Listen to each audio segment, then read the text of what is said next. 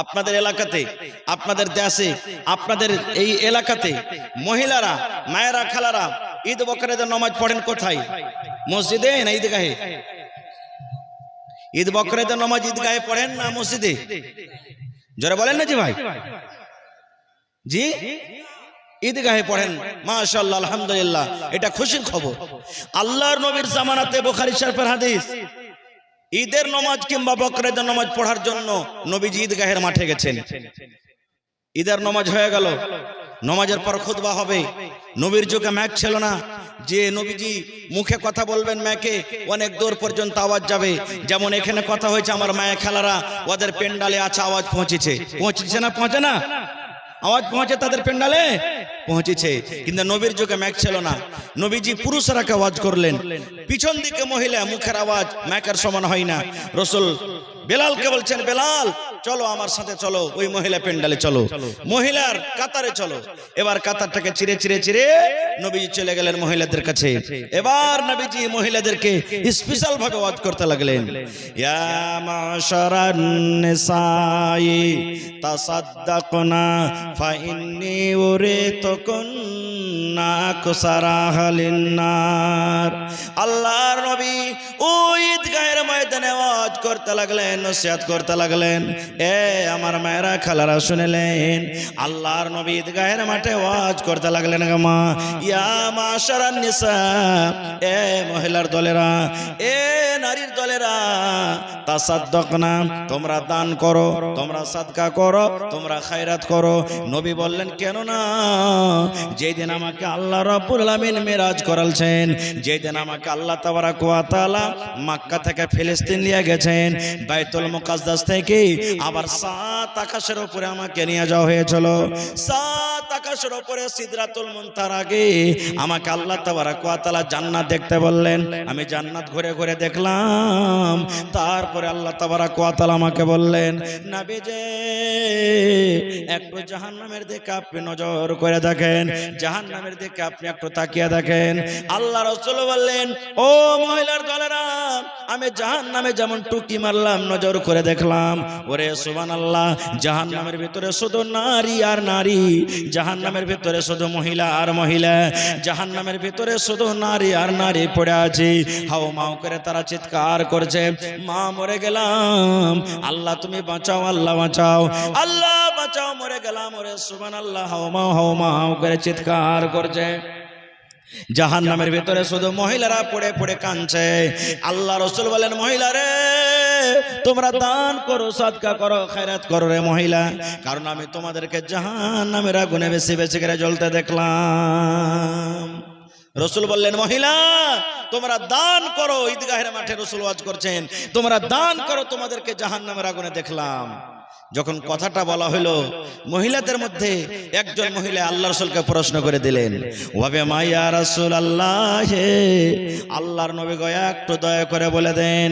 আপনি বললেন, মহিলা রে তোমরা দান করো, তোমরা সাদকা করো, খায়রাত করো, কেননা আমি তোমাদেরকে জাহান্নামের আগুনে দেখলাম। আল্লাহ রাসূলকে একটু দয়া করে বলেন তো, নারীদেরকে যে আপনি জাহান্নামের আগুনে দেখলেন, মহিলারা কোন এমন পাপ করে গো নবীজি? নারীদের দ্বারাতে কোন এমন ভুল হয়ে যায়, কোন এমন মহিলারা পাপ করে, তাদের দ্বারাতে কোন এমন গুনাহ হয়ে যায়, কোন গুনার কারণে আল্লাহ নারাজ হয়ে মহিলাদেরকে জাহান্নামের আগুন দেখলেন? নবী গো একটু দয়া করে বলেন, মহিলারা কোন এমন পাপ করে, কোন এমন গুনাহ করে, সেই গুনার কারণে রব্বুল আমিন তাদেরকে জাহান্নামের আগুনে দেন। রে আমার মায়েরা, খালারা শুনেন, আল্লাহ রাসূল বলেন, মহিলা তোমরা মাত্র 2টা গুনার কারণে তোমাদেরকে জাহান্নামে দেখলাম। তোমাদের দ্বারাতে 2টা করে বেশি ভুল হয়ে যায়, তোমাদের দ্বারাতে বেশি করে 2টা গুনাহ তোমাদের হয়ে যায়। তোমরা 2টা গুনাহ বেশি করো, যার কারণে আল্লাহ তাবারাক ওয়া তাআলা তোমাদেরকে জাহান্নামের আগুনে দেন। 1 নম্বর হলো তুকসুনাল্লাহ আনা, তোমরা বেশি বেশি করে লানতান করো। 2 নম্বর গুনাহ নবী বলেছেন, ওয়া তাকফুরনাল আশির, যে মহিলারা নিজের স্বামীর মালের নাশুকরি করে। লানতান কাকে বলে? স্বামীর নাশুকরি কাকে বলে? আল্লাহ বাঁচিয়ে রাখে, ইনশাআল্লাহ আবার কোন জালসাতে বলবো। তো 2টা গুনার কারণে, একটা লানতান, একটা স্বামীর নাশুকরি। এই স্বামীর নাশুকরি করার কারণে আল্লাহ তাবারাক ওয়া তাআলা, রাসূল বলছেন, তোমাদেরকে জাহান্নামের আগুনে দেখলাম। মহিলা জাহান্নামের আগুন থেকে বাঁচতে যদি চাও, দান করো। মানুষ নামাজ পড়িতে যায়, কয়টা টাকা পকেটে নিয়ে যায়? 10 টাকা, 20 টাকা, 5 টাকা, 2 টাকা, 1 টাকা, কত ভাই নিয়ে যায় না? জালসা শুনতে যায় 10 টাকা পকেটে নিয়ে যায়, দান করতে হবে। কিন্তু ঈদগাহের মাঠে রাসূল বললেন দান করো। কি দান করলেন মহিলারা জানেন? আমার মায়েরা, খালারা, হযরত বেলাল বললেন সুবহানাল্লাহ, আমি তলিয়া বিছিয়ে দিলাম, আমি গামছা বিছিয়ে দিলাম, আমি রুমাল বিছিয়ে দিলাম। এবার ওই মহিলারা এক এক করে এবার আসতে শুরু করলেন। যার কাছে টাকা ছিল টাকা দিয়ে দিলেন, যার কাছে টাকা নেই গলার হার খুলে দিয়ে দিলেন, কে নাক থেকে নাকমণি খুলে দিয়ে দিলেন, কে কান থেকে কানের বালি খুলে দিয়ে দিলেন, কে গলা থেকে পান খুলে দিয়ে দিলেন, কে হাত থেকে হাতের বালা খুলে দিয়ে দিলেন, কে লোক থেকে আংটি খুলে দিয়ে দিলেন, কে পা থেকে পায়েল খুলে দিয়ে দিলেন। ওরে সুবহানাল্লাহ। হযরত বেলাল বলছেন ওরে সুবহানাল্লাহ। নবী বললেন মহিলারে তোমরা দান করো, তোমরা সাদকা করো, কারণ এই দানের কারণে আমি তোমাদেরকে জাহান্নামের আগুনে দেখলাম, তোমাদেরকে এই দুটা গুনার কারণে জাহান্নামের আগুনে দেখলাম। মহিলা তোমরা যদি দান করো, সাদকা করো, আল্লাহ রাব্বুল আমিন দানের কারণে তোমাদেরকে জাহান্নামের আগুন থেকে বাঁচিয়ে নেবেন। এবার মহিলারা যার কাছে যা গয়না গাটি ছিল সুবহানাল্লাহ খুলে খুলে খুলে নবীর সামনে তারা দান করে দিলেন। নারে তাকবীর। আরো একটা হাদিস শুনলেন, সাহাবা কিরাম নবীর কথা কত মানতেন। আপনারা আজকে বলবেন যে হাজী মাওলানা এই যে জালসা হয়েছে আর আপনারা বলছেন দান দাও, ভাই দান দাও, এর কি হাদিস আছে? আছে। সাহাবা কিরাম কত বেড়াইছে দানে হিস্সা নিতে। আল্লাহর রাসূল একদিন বললেন দান করো, শুনবেন ভালো হাদিসটা। রাসূল বললেন দান করো। দান তো করবেন সাহাবায়ে কেরাম, কিন্তু পাল্লা পাল্লি শুরু হয়ে গেল দানে, পাল্লা পাল্লি শুরু হয়ে গেল হাদিসের কথা। কেমন পাল্লা পাল্লি জানেন? আল্লাহর নবীর একজন সাহাবী উমর ফারুক রাদিয়াল্লাহু তাআলা আনহু, বড় সাহাবী, উনি বলছেন যে আবু বকর হলেন এটা একজন আল্লাহ রাসূলের সাহাবী, বড় সাহাবী, নবীরকে পরে তার মান সম্মান মর্যাদা, কিন্তু গরীব। তা আল্লাহ রাসূলের সাহাবী হযরত উমর বলছেন যে রাসূল যখন বললেন দান করো, তা আমি মনে মনে ভাবলাম যে আজ আবু বকরকে দান করে জিতবো আমি। আমার কাছে মাল আছে, উট আছে, রাখাল আছে, সোনা আছে, চাঁদি আছে, আবু বকরকে কোনোদিন দান করে জিততে পারিনি, আজ আবু বকরকে দান করে জিতবই জিতবো যেমন করি হয়। হযরত উমর ফারুক বলছেন আমি বাড়ি চলে গেলাম, খাতা কলম নিয়ে বসলাম, খাতা কলম নিয়ে মালকে দুই ভাগ করতে লাগলাম। ভাগ করতে করতে করতে করতে করতে মাল হযরত উমর ফারুক বলছেন দুই ভাগ করে দিলাম। এক ভাগ নিজের মেয়ে ছেলের জন্য, সংসারের জন্য বাড়তে রাখলাম, আর এক ভাগ মাল আল্লাহ রাসূলের সামনে হাজির করে দিলাম। আর উমর ফারুক কিন্তু মনে মনে খুবই খুশি, আজ আবু বকরকে দান করে জিতবই জিতবো, আজ জীবনে পারিনি জিততে, আজ জিতবো ওকে। এত সাহাবী হয়ে গেল। এবার হযরত আবু বকর বাড়ি চলে গেলেন। বাড়িতে যাওয়ার পর বিবিকে বলছেন রে আমার ভালোবাসা বিবি, আল্লাহর নবী বলেছেন দান করতে হবে রে বিবি, দান করতে হবে। উমর ফারুককে আমি দেখলাম বাড়িতে মালকে দুই ভাগ করে দিয়েছি, আর মালকে দুই ভাগ করে এক ভাগ নিজের মেয়ে ছেলের জন্য বাড়িতে রেখেছি, আর এক ভাগ মাল আল্লাহর নবীর সামনে হাজির করে দিয়েছেন।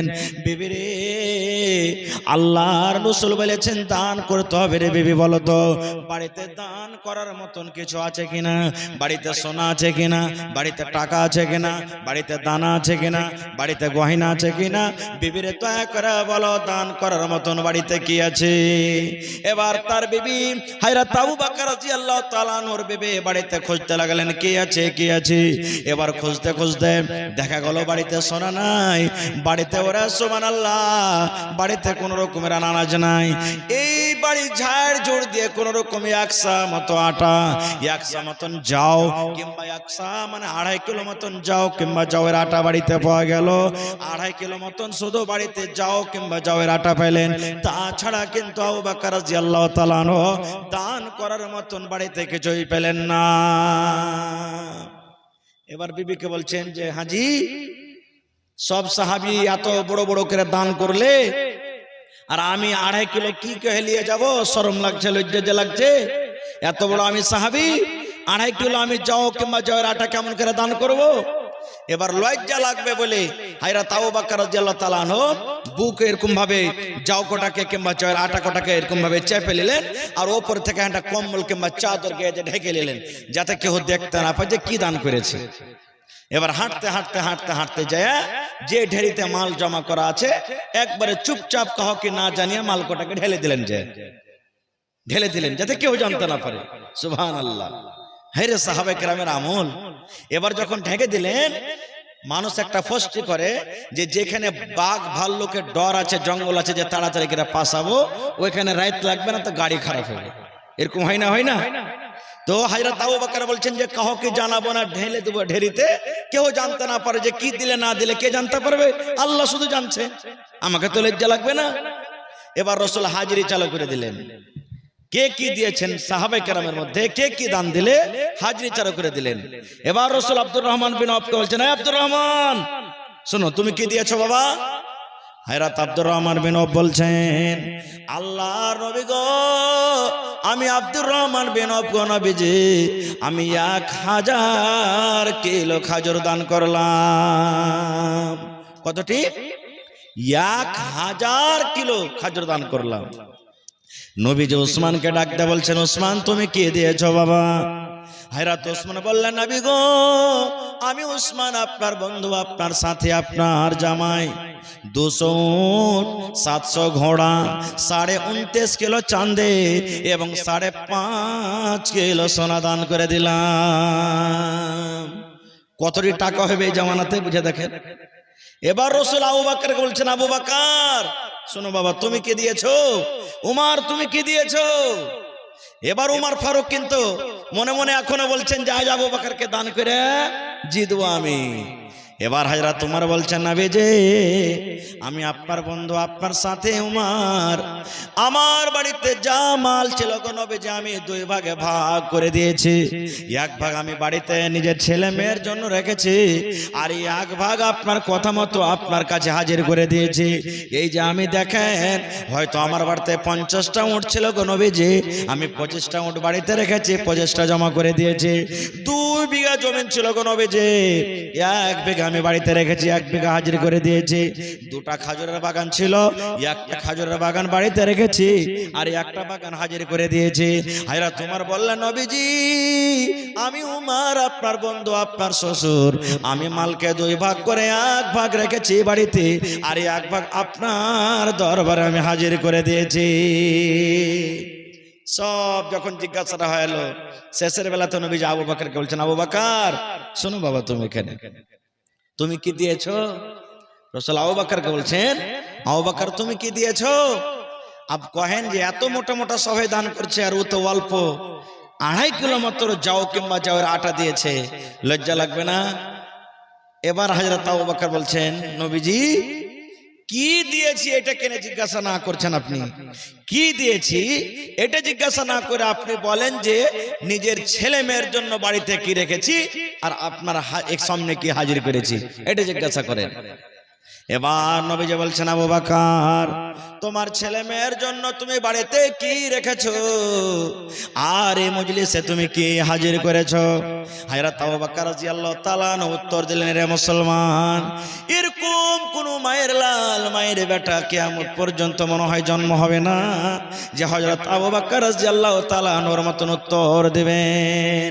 এবার হযরত আবু বকর রাদিয়াল্লাহু তাআলা বলছেন, নবী গো আমি আপনার বন্ধু, আপনার সাহাবী, আপনার শ্বশুর আবু বকর আল্লাহ এবং আল্লাহর নবীকে বাড়িতে রেখেছি, আর আল্লাহ এবং আল্লাহর রাসূলকে বাড়িতে রেখে আমার বাড়িতে যা ছিল নবী গো সব আপনার সামনে আমি হাজির করে দিয়েছি। আল্লাহর নবী গো আমার বাড়িতে দানা নাই, পানি নাই, কিছু নাই গো নবীজি, আমি আল্লাহকে বাড়িতে রেখেছি এবং আল্লাহ রাসূলকে আমি বাড়িতে রেখেছি। আল্লাহর প্রতি ঈমান, আল্লাহ রাসূলের প্রতি ঈমান, এই দুটা জিনিসকে আমি বাড়িতে রেখেছি গো দয়ার নবী, তাছাড়া আমার বাড়িতে আর কিচ্ছু নাই গো নবীজি। আল্লাহ এবং আল্লাহ রাসূলকে বাড়িতে রেখে আমার বাড়িতে যা ছিল সব কটা আমি আপনার সামনে হাজির করে দিয়েছি। যখন এই কথাটা বললাম, হযরত ওমর ফারুক বলছেন, আল্লাহ আজকে আমি আবু বকরকে দান করে জিততে পারলাম না, আজ আমি আবু বকরকে আজকে দান করে জিততে পারলাম না। কেন পারলাম না? আমার বাড়িতে মাল ছিল অর্ধেক অর্ধেক বাড়িতে রেখেছি, অর্ধেক হাজির করেছি, হাফ হাফ আমি নাকি পাইলাম। আর আবু বকরের বাড়িতে যা মাল ছিল সব জমা করে দিয়েছে। ওরে সুবহানাল্লাহ, আবু বকর আজকে পূর্ণ নাকি পেয়ে গেল। আজকে আমি আবু বকরকে দান করে জিততে পারলাম না। নারে তাকবীর। আবু বকরটা কে জানেন? আবু বকরটা কে জানেন? তার জীবনী ঘটনা বলতে গেলে গোটা রাত পার হবে। একটা মাত্র 1 মিনিটের ঘটনা শুনলেন যে আবু বকর রাদিয়াল্লাহু তাআলা আনহু কে। এই যে এক্ষুনি হিজরতের কথা বললাম, নবীজি বাড়ি ছেড়ে চলে গেলেন, বাড়ি ছেড়ে নবীজি চলে গেলেন, সাথে আবু বকর রাদিয়াল্লাহু তাআলা আনহু। গোটা রাত হাঁটলেন, হাঁটতে হাঁটতে হাঁটতে যখন ভোর হয়ে গেল, সকাল হয়ে গেল, একটা পাহাড় আছে রাস্তাতে, পাহাড়টার নাম হলো সওর পাহাড়। পাহাড়ের নাম হলো কি? সওর পাহাড়। ওই পাহাড়ে একটা খাল আছে, গর্ত আছে, ওই গর্তর নাম হলো সওর, গারে সওর, সোরের গর্ত, সোর পাহাড়ের নাম, আর গর্তটা হলো গার মানে গার। হযরত আবু বকর বলছেন, নবীজি ভোর হয়ে গেল, মক্কার মুশরিকরা হয়তো আমাদেরকে খবর নেবে, ধরা পড়ে যাব, এই পাহাড়ের উপর একটা গর্ত আছে, ওখানে লুকিয়ে যাব, চলেন আমরা। এবার চলে গেলেন, পাহাড়ের উপরে কত কষ্ট করে চড়লেন, সুবহানাল্লাহ। চড়তে চড়তে চড়তে এবার খালে ঢুকতে যাবেন, নবীজি পা দিতে যাবেন। হযরত আবু বকর রাদিয়াল্লাহু তাআলা আনহু হাত খান ধরে বলছেন, নবীজি আপনি পিছে, একটু আপনি পিছে থাকেন, আমাকে যেতে দেন আগে। রাসূল বলছেন, আবু বকর কি ব্যাপার, তুমি কেন আমার হাত কান ধরে টেনেছো? আরে আমি আগে যাব, তুমি পিছনে যাবে, কিন্তু তুমি কেন বলছো যে নবীজি আমি আগে যাব, আপনি পিছনে এসে? হযরত আবু বকর বললেন, আল্লাহর নবী গো, এই জন্য গো নবীজি, এই খালের ভিতরে কতদিন থেকে মানুষ ঢোকেনি, এই খালের ভিতরে কতদিন থেকে মানুষ যায়নি, আমরাও জানি না কতদিনকার পুরাতন খাল। আল্লাহ রাসূল গো, এই খালে জানি না কত রকম বিষাক্ত জানোয়ার আছে, বিষাক্ত সাপ আছে। আমি আবু বকর, আমি যদি পিছনে যাই আর আপনি যদি আগে যান, কোন সাপ যদি আপনাকে আক্রমণ করে দেয়, কোন বিচ্ছু যদি আপনাকে কামড় দিয়ে দেয়, আপনার যদি কিছু হয়ে যায়, আর আল্লাহ তাবারাক ওয়া তাআলা কিয়ামতের দিন যখন আমাকে বলবে, আবু বকর রে, আমার নবীকে সাপে কামড় দিয়েছিল, বিচ্ছুতে কামড় দিয়েছিল আবু বকর, আর তুমি মজা মেরে পিছনে ছিলে, আল্লাহ যদি আমাকে কিয়ামতের দিন এই প্রশ্ন করে দেয়, আমি কেমন করে উত্তরটা দেব? আল্লাহ রাসূলকে বলছেন, নবী গো আপনি পিছনে এসেন, আমি আগতে যাই। হযরত আবু বকর আগতে গর্ততে ঢুকে গেলেন, দেখছেন গর্তের ভিতরে অনেকগুলি খাল আছে, নিজের কম্বলকে ছেড়ে ছেড়ে ছেড়ে ছেড়ে খালগুলাকে বন্ধ করলেন। এই খালে দিয়ে দিলেন, ওই খালে দিয়ে দিলেন, ওই খালে দিয়ে দিলেন, এই খালে দিয়ে দিলেন, ওই খালে দিয়ে দিলেন, দিতে দিতে সুবহানাল্লাহ দুটা খাল এমন থেকে গেল। আর আবু বকরের কাছে ওরকম কোনো কাপড় নাই যে খালের মুখটা বন্ধ করবে, খালের মুখটা বন্ধ করবে, এরকম কোনো কাপড় নাই। এইবার আবু বকর রাদিয়াল্লাহু তাআলা আনহু নিজের পা দুখানে এরকম ভাবে দুটা খালে দিয়ে দিলেন, দুটা খালে পাটা দিয়ে দিলেন। এবার খাল দুটাকে ঝেঁপে দেওয়া হলো। কিন্তু মুসলমান, ওই খালে কেমন একটা সাপ কি কোনো এমন বিষাক্ত বিচ্ছু জানোয়ার ছিল, যার মুখ যখন বন্ধ হয়ে গেল, ওই জানোয়ার বের হওয়ার জন্য ছটফট করছে, ওই মুখ বন্ধ, এবার ওই মুখ দিয়ে যাচ্ছে, ওই মুখ বন্ধ, ওই মুখ বন্ধ। এবার হযরত আবু বকর রাদিয়াল্লাহু তাআলা আনহু আল্লাহর রাসূলকে বললেন, নবীজি এখানে তো কোনো বালিশ নাই, আমি আবু বকর আমার এই পায়ের ওপরে, রানের ওপরে আপনি মাথাটা রেখে ঘুমিয়ে যান, কারণ গোটা রাত আপনি ঘুমাইতে পারেননি, এই বেঈমান শয়তানের কারণে গোটা রাত আপনি হেঁটে হেঁটে সফর করছেন গো দয়ার নবী, আপনি আমার এই রানের ওপরে মাথাটা রেখে আপনি ঘুমিয়ে যান। সারা রাতের খাস্তানা মানুষ দয়ার নবী আবু বকরের রানের পরে মাথা রেখে ঘুমিয়ে গেলেন। নবীজি ঘুমিয়ে আছেন, আর আবু বকর বসে আছেন, জেগে আছেন, আর ওই গর্ততে খালে এরকম ভাবে পা দিয়ে আছেন। ওরে সুবহানাল্লাহ, ওই খালে কোন এমন বিষাক্ত জানোয়ার ছিল রে মুসলমান, যখন দেখলে গোটা চারিদিকে খাল বন্ধ হয়ে আছে, মুখ বন্ধ হয়ে আছে, এবার ওই সাপটা এসে কিংবা ওই বিষাক্ত বিচ্ছু জানোয়ারটা এসে হযরত আবু বকরকে এমন জোর করে কামড় দিলেন, এমন জোর করে কামড় দিলেন, হযরত আবু বকরকে বিষ লেগে গেল। আস্তে আস্তে আস্তে আস্তে করে গোটা শরীরে বিষ চড়তে শুরু হয়ে গেছে। এবার হযরত আবু বকর বিষে কাতর হয়েছেন, আর সহ্য হয় না, মনে হয় জানটা বের হয়ে যাবে। এবার দুনিয়া থেকে চলে যাবেন। এমন জোরে বিষে কাতর হয়ে গেলেন। এবার হযরত আবু বকর কিন্তু এখনো নবীকে জানান না, আল্লাহ রাসূল গো, আমাকে কোনো বিষাক্ত জানোয়ারে কামড়ে নিয়েছে, কেন জাগান না? আমার নবী গোটা রাত জেগে আছেন রে, এখন আমার নবী ঘুমালছে, আমি আবু বকর মরে যাব, দুনিয়া থেকে চলে যাব, কিন্তু আমার নবীর ঘুম থেকে নবী কামের স্টপ করব না। যখন হযরত আবু বকর সহ্য না করতে পেরেছে, চোখ দিয়ে বার পানি ঝরতে শুরু হয়েছে। এক ফোঁটা চোখের পানি যখন নবীর গায়ে পড়ে গেছেন, চট করে নবী চেতন হয়ে গেছেন। এবার চট করে চেতন হয়ে যাওয়ার পর আল্লাহ রাসূল নিজের শ্বশুর আবু বকরকে বলছেন, আবু বকর, বাড়ি মনে পড়ে গেল নাকি? ছেলে মেয়ে মনে পড়ে গেল নাকি? জমি জায়গা মনে পড়ে গেল নাকি? দেশ মনে পড়ে গেল নাকি? বাড়ি ঘর ছেড়ে চলে এসেছো, ছেলে মেয়ে ছেড়ে চলে এসেছো আবু বকর, ওই বাড়ির ছেলে মেয়ে মনে পড়েছে নাকি? তাই তোমার চোখে পানি? হযরত আবু বকর বলছেন, আল্লাহ রাসূল গো, না গো আল্লাহ রাসূল, আমার বাড়ি বলে মনে হয়নি, আমার ছেলে মেয়ে বলে মনে হয়নি, আমি বাড়ির মহব্বত মায়ার কারণে আমি কান্দি না গো নবীজি। রাসূল বলছেন, তাহলে তোমার চোখে কেন পানি? এবার হযরত আবু বকর বলছেন, ইয়া রাসূলুল্লাহ, আল্লাহ রাসূল গো, এই গর্তের ভেতরে ছোট ছোট কিছু গর্ত ছিল, সমস্ত গর্তকে আমি বন্ধ করে দিয়েছি, কিন্তু এই দেখেন দুটা গর্তকে বন্ধ করার জন্য আমি কিছু পাইনি, নিজের পা দিয়ে ঠেকাচ্ছি নবী গো। এই খালের ভিতরে কোনো এমন একটা বিষাক্ত জানোয়ার ছিল, যে জানোয়ারটা আমার পায়ে কামড় দিয়ে দিয়েছে, আমার আর মনে হয় জানটা বাঁচবে না, আমি মরে যাব, আমার জানটা কেমন কেমন করছে, মন খানা আমার ধড়ফড় করছে, তাই নবী গো আমি বিষে কাতর হয়েছে, আর সহ্য হয় না, যার কারণে আমি কান্দি। আল্লাহ রাসূল তারা আবু বকর বলছেন, আবু বকর, এত কষ্ট করার তোমার কি দরকার বাবা রে? তোমাকে যখন কামড় দিয়েছে, তোমার পায়ে কামড় দিয়েছে, তখন কিন্তু তুমি আমাকে কেন উঠাওনি? হযরত আবু বকর বলছেন, ইয়া রাসূলুল্লাহ, এই জন্য আমি উঠাইনি গো নবীজি, যে গোটা রাত আপনি জেগে আছেন, আপনার নিনটা ভেঙে যাবে, ঘুমটা ভেঙে যাবে, আপনাকে ভালো লাগবে না, এই জন্য আমি আবু বকর ভাবলাম আমার জান চলে যাক, আমি নবীকে জাগাবো না। যখন কথাটা বলা, আল্লাহ রাসূল একটু মুখ থেকে থুতু নিলেন, ছোপ নিলেন, থুতু নিলেন, লোকে করে একটু থুতু নিলেন, আর থুতু লাগিয়ে নেওয়ার পর আবু বকরের যেই জায়গাতে পায়ে কামড় দিয়েছে, ওই জায়গাতে যেমন লাগিয়ে দেওয়া, এক সেকেন্ডের মতো সঙ্গে সঙ্গে সব বিষ দূর হয়ে গেল। নারে তাকবীর! এত বড় উমর ফারুক সাহাবী, যাকে দুনিয়াতে জান্নাতের সার্টিফিকেট দেওয়া হয়েছে, সেই উমর ফারুক একদিন আরজু করছেন আল্লাহর কাছে। কি আরজু জানেন?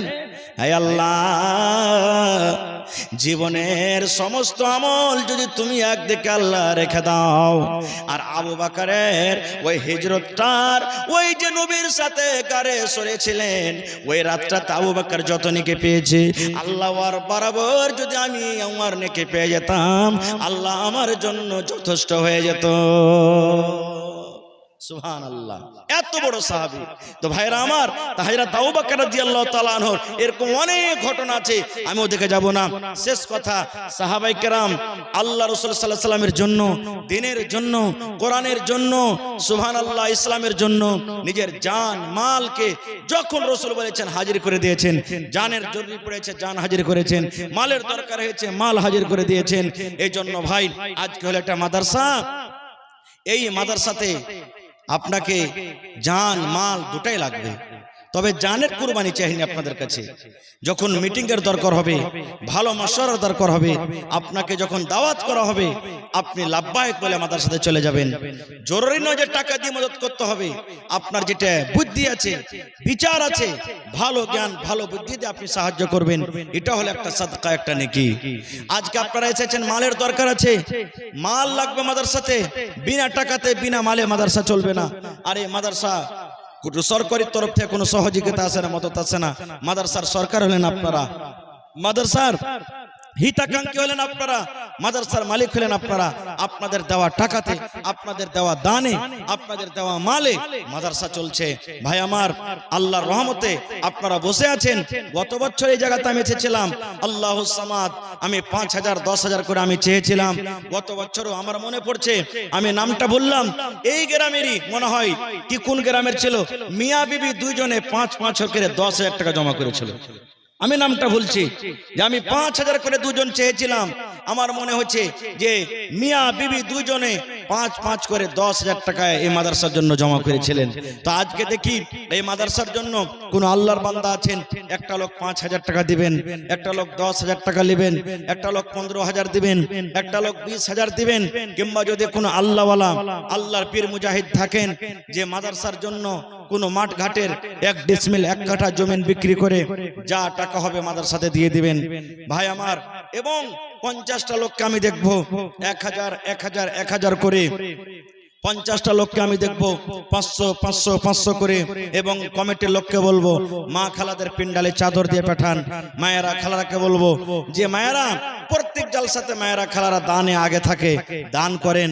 আজকে থাকবেন আপনারা যতদূর যাকে আল্লাহ শক্তি দিয়েছেন শক্তি হিসাবে আপনারা চাদর ভর্তি করে দানগুলা দিয়ে পাঠান, আপনারা গয়নাগুলি দিয়ে পাঠান, কাঁসার বর্তনগুলো আপনারা দিয়ে পাঠান।